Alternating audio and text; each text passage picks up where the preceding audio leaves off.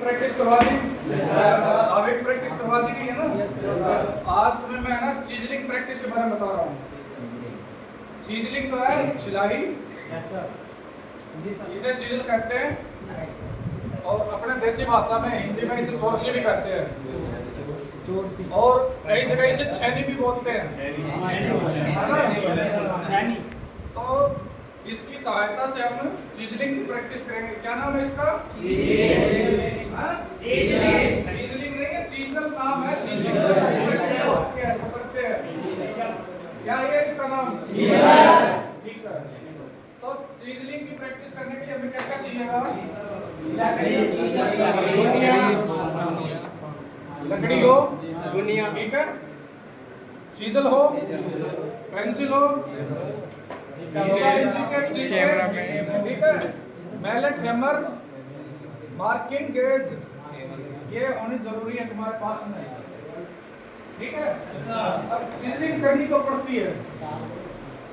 Chiselling करने के लिए कई कारण हैं, जैसे कि आप दरवाजे में कब्जा लगाते हो, तो ये दरवाजे की फ्रेम है, मान लो यहाँ तुम्हें कब्जा लगाना है, तो जितना कब्जा मोटा है उसे इस लकड़ी में फिट करना है ना, इतनी दूरी में तो इतनी इसकी छिलाई की जाती है, तो वे किसी चीज की सहायता से होती है, इसी की सहायता से उसमें खांचा बनाया जाता है, ठीक है। एक तो ये होगी। दूसरा तुम्हें ये बता देता हूं मैं कि मोर्टाइज एंड टेनन जॉइंट बनाते हैं।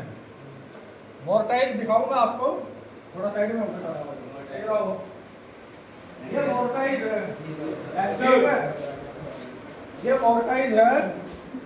तो ये सुराख जो है ना, ये मोर्टाइज चीजल की सहायता से, मोर्टाइज चीजल है, ठीक है। इसके द्वारा हम ये सुराख निकालेंगे, जैसे कि ये निकाला है, ठीक है। तो अब इस सुराख को, इससे सुराख को कर लिया हमने, लेकिन इससे पूरी फिनिशिंग आएगी नहीं, ठीक है।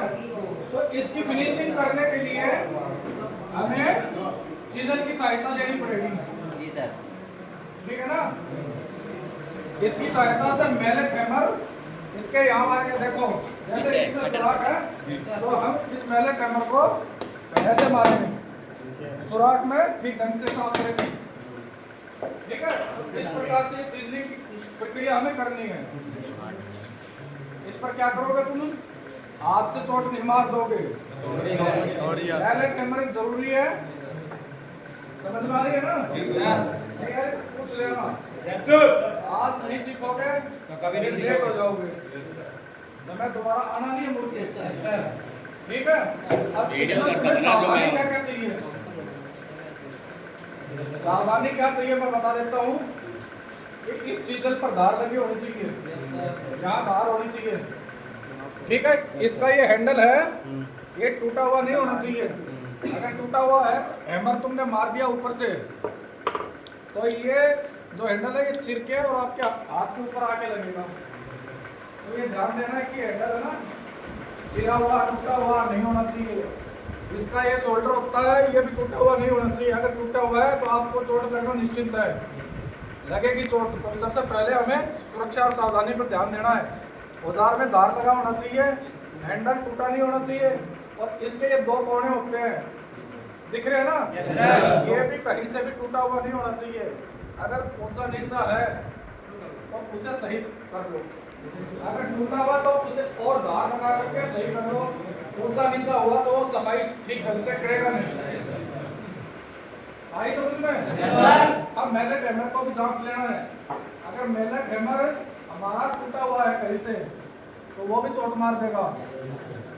उसका हैंडल हिल रहा है, हैंडल टूटा हुआ है, तो वो चोट मार देगा तुम्हें, ठीक है ना। सुरक्षा पहले, काम बाद में। ठीक सर, ठीक।